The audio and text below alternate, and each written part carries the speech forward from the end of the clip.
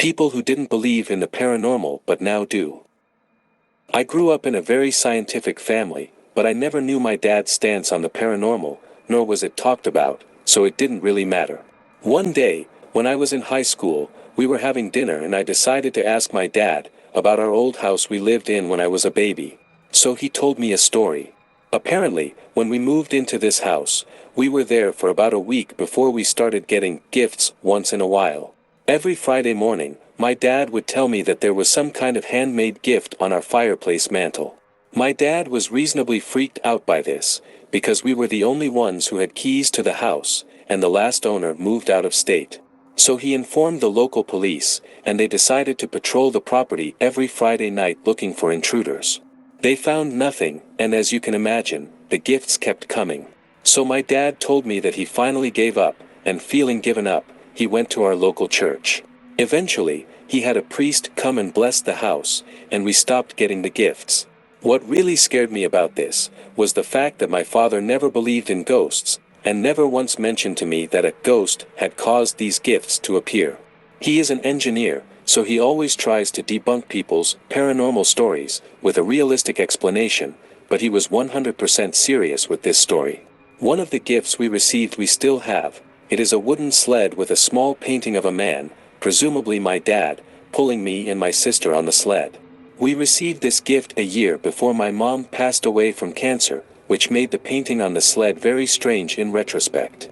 My dad only told me this story once, and then denied telling it when I asked him about it recently. If I can find the sled, I will post a picture. It is very small and looks quite old. When I was in my early 20s, I was dating my girlfriend, who was soon to be my wife. We had been together for a while. One summer, during the 3rd of July, her sister was kidnapped and murdered by a group of 6 men. All of the men were eventually caught and tried. The ordeals and aftermath for the family were devastating and debilitating for many, many years. The following happened 3 months after the funeral. I arrived at my girlfriend's house, to wait for her to get off work as a nurse at a local hospital. Neither of her parents were home, there was only me. Alone in the house, so I walked into the family room, turned on the TV, sat down on the couch, made myself comfortable and started watching. Clear as a bell, I heard my girlfriend's sister's voice in my right ear, right next to my shoulder, call my name. I turned to look at the seat next to me, and sure enough, there was no one there. I looked at the spot on the couch next to me for a long moment, feeling a little uneasy. I turned off the TV and went outside to wait in the driveway. I worked at a public pool, and would spend hours working alone to clean the building and pool. One night, around 2 a.m., I was cleaning the locker rooms. The pool had been closed for 4 hours at that time. I heard a child's voice, and the footsteps of bare feet running across the pool deck. I went out and scanned the area. There was no one in sight. The doors were closed and locked, and there was nowhere for a child to hide. There were also no wet footprints on the pool deck. I went back to check the doors and security monitors. I was the only person in the building. It was unsettling. When I was between 10 and 14 years old, I suffered from terrible insomnia. I imagined things and felt incredibly insecure, as if I was being watched, although I never told anyone about it. I started sleeping on the couch with my back against the wall, and I needed to have the TV or some light on. I missed a lot of school because of this, so my mom made me see a neurologist. The neurologist diagnosed me with a few things, but the crazy part was that during my sleep study, I slept amazingly well without any problems, and in a real bed. Eventually, I was transferred to a children's hospital. Talking to the doctor, I explained that I saw things and felt uncomfortable, so they thought I was experiencing sleep paralysis. Sometimes I would see a large dark figure, which I thought was a man walking the halls at night. I would see things happening or hear things, like a cup falling off the counter, or items on the front desk moving.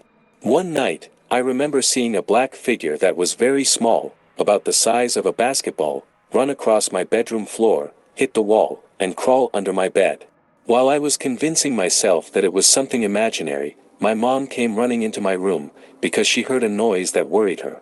When my mom was told about my sleep paralysis, she turned white as a ghost. She told me that she was experiencing things too, and described in detail what she was seeing. That night she approached my brother, and talked to him about whether anything strange was happening to him in the house. She also described what we experienced. My mom experienced many times the feeling of someone sitting on her bed. She said she thought it was one of us, but when she looked, there would be no one there. It was then that I realized we must have paranormal activity in that house, and I have believed it ever since. When we moved out of that house, all my sleeping problems stopped bit by bit, and I haven't experienced them since. My girlfriend's grandfather's ashes were on a small shelf in the living room, right next to a very solid and heavy angel statue. One weekend, she and I were playing on the living room couch and, out of the corner of my eye, I saw the angel statue fly off the wall, accompanied by a thunderous sound as it hit the floor. Now, when I say this thing flyed off the wall, I'm talking about 6 feet through the air before landing on the hardwood, and leaving a dent where the wing hit. Even if this thing had fallen from the wall, it would have fallen straight down and not shot up flying hard. We were both in shock, and I whispered to her if she had also seen how the statue shot off the shelf. That night at dinner, we told her parents what had happened, minus the naughty part, and my girlfriend's younger sister burst into tears, saying she had felt a dark figure at the foot of her bed the last few nights, but didn't want anyone to think she was crazy. The grandfather who died had mental health issues that caused the family a lot of grief. After that day, I am a believer. My wife and I swear that our daughter used to talk to strange things when she was little. She was an only child at the time. The first time I remember was when she told me she was talking to Nana, that's what we called my grandmother, who passed away about 15 years before my daughter was born. She was little and I hadn't even told her about Nana, so I showed her a picture and asked her who the woman she was talking to was. There were 4 women, 3 of whom she didn't even know, but without hesitation she pointed to my Nana. Okay, it could have been a coincidence. A few months later, my wife and I were looking to have our second baby. After my wife got pregnant, my daughter was sitting next to her on the couch, put her head on her belly and said, "Mommy, there's a baby in there." Maybe she overheard us talking about our plans to have another baby, I don't know. A few weeks later, my wife suffered a miscarriage. Maybe my daughter picked up on our sadness, who knows, but she put her head back on her stomach and said, "Mommy, there's no more baby." Then, several months later, my daughter told us, "I was talking to my brother last night, and he said my sister is coming to live with me soon." Again, she was an only child and had no living sibling yet. We were trying for another child at this point, but we hadn't done any testing. We picked up a test that night and sure enough, she was pregnant. When it came time to reveal the gender, I wasn't even interested. My daughter had already said it was a girl. Indeed, I have 2 daughters. I was always hesitant about ghosts, because there is no scientific evidence that they are real, and I was going through a big phase of questions about religion and the afterlife at the time. But my family moved into an old farmhouse when I was 12. It was a very old farmhouse built around the Civil War. The original owner's name was still on the old barn in the back, and we found numerous antiques built into the walls when we completely renovated the place. Some strange things happened after we first moved in, but unique things started happening to me after I turned 16. The most prominent memory I have is of the upstairs, which consisted of 2 bedrooms. Bedroom 1 was the room at the top of the stairs, and the second bedroom was in a separate room just to the left of the top of the stairs. I had the private room and my sister's room was the other one. When someone came up the stairs it was very peculiar, you could hear every step, and the creaks got louder as the person went up. Then one night I was sitting on my bed watching TV or something, and I heard my sister coming up the steps and laying down on her bed, so I started talking to her. Seeing that she doesn't answer me, I got mad and went to her room to find out what her problem was. But the thing was, she wasn't there. My mind was freaking out because I knew I had heard her go upstairs. I called her and she had been downstairs the whole time. We never felt threatened, but it seemed like this entity liked to mess with only women. Even my mother, who doesn't believe in ghosts at all, had to admit that some strange things had happened. My grandmother used to live with me. She was in the room next to mine, and she would get up in the middle of the night to go to the bathroom, which is in my room. There was no light from her room to mine, so we put a night light outside the bathroom so she could see her way. That's how it went for about 12 years. Just a few days after she passed away, I was in my bed with my cat and dog reading a book or something. I remember my cat and dog woke up and looked toward the night light. My cat got up and went towards that light, kicking it and meowing. My dog stayed still without barking. I petted him to get him to calm down or go to sleep, but he never looked away from that spot. It was then that I saw something, which I can only describe as a light moving around the night light. I was sure it was my grandmother who always walked by when it was nighttime. To this day, she died about 5 years ago. I still have that night light and turn it on for her. I haven't experienced anything like it again, but I'm sure it's still around.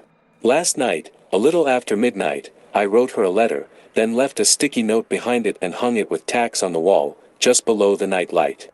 I'm sorry to report that nothing happened, although it felt both good and sad to write it. I'm going on vacation for 2 weeks tomorrow, so I'm going to leave her one last note in the evening. We'll see what happens then. I was 8 years old when my grandmother died, and evidently I was sad. So about 2 months passed since she died, and I went to my grandmother's house where my grandfather lives. During one night, I woke up at 3 a.m. and heard someone's footsteps from the bedroom door. I froze, and I saw my grandmother walking towards me and she said, "Hi honey," and walked away. I don't know if it could have been sleep paralysis, because I could actually move my hands and feet.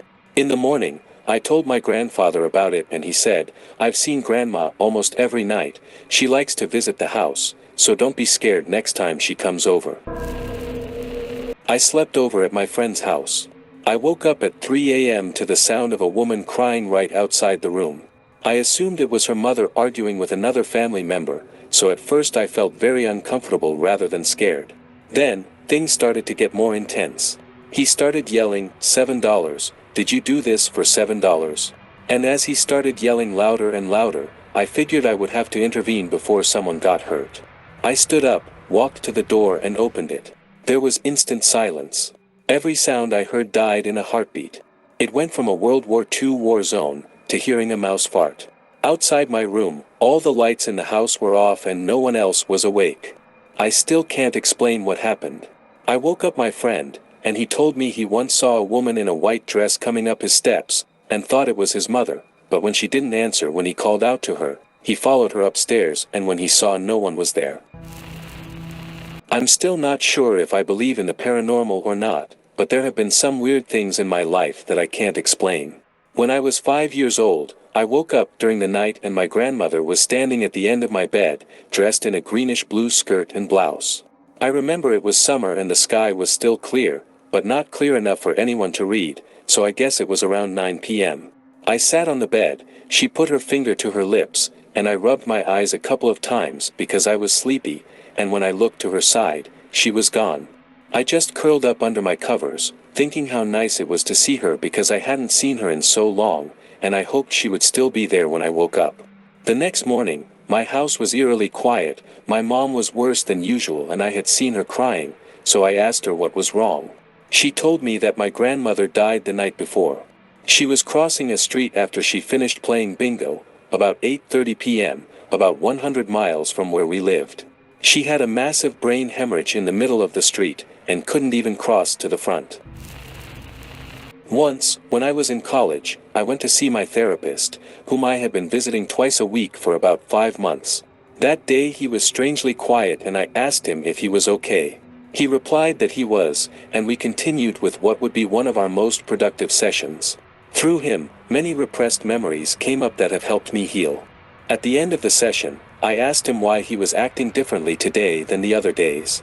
He said that when I walked in, he was accompanied by a warrior-like person. He said that he had an overwhelming sense of performing to the best of his ability professionally that day, and that he had a feeling that this warrior had fought many battles to protect me. This would seem like a coincidence, except that 10 years later I was living on the other side of the world.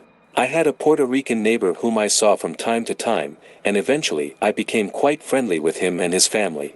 One day, as I was walking with him, he got quiet and strange, and then said in broken English, "You know there's a soldier following you?" I knew instantly who he was talking about. In both cases, the warrior or soldier was described the same way, just over 170 centimeters, curly blonde hair, and strangely, a white guy. Neither of these people could have known that my closest brother, who died at age 14, was over 170 centimeters tall and had blonde, curly hair, and that he was always my protector. My aunt lived above a convenience store. It was a duplex, and she had a foyer that connected the front doors to each apartment. The other apartment was empty and unlocked, so my cousins and I stayed there. One night we were playing hide and seek in the empty apartment. My cousin and I ran away from the catcher, and the door to the hallway slammed shut in front of us. We freaked out and ended the game because we were too perplexed. We told our parents what had happened, and my aunt had a baby night vision camera. She set it up in the living room of the empty apartment, and we could all watch it on the TV in her house. When we finally started watching the camera, about 10 minutes later dust was flying everywhere, and nothing was happening in the dark. Suddenly, a Pepsi can rolls across the floor and hits the base of the camera. I never went back up the stairs just to get to his house, as I was so scared after that. About 3 years ago, unfortunately, the whole building burned down, and to this day the cause of the fire is not known.